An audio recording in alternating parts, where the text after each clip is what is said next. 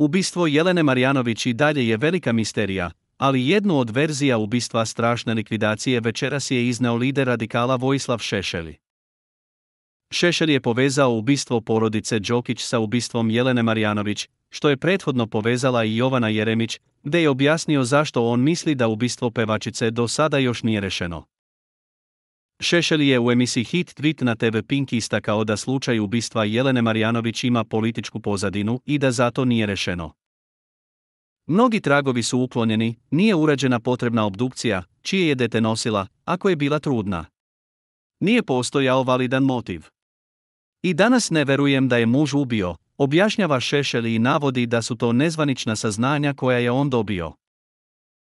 On je rekao da ništa od ovoga ne tvrdi da se zaista desilo, ali da postoji i ta verzija da je Jelena zatrudnela sa političarem i da nije htjela da abortira. Šešelj je dodao da on lično smatra da je nije ubio muž.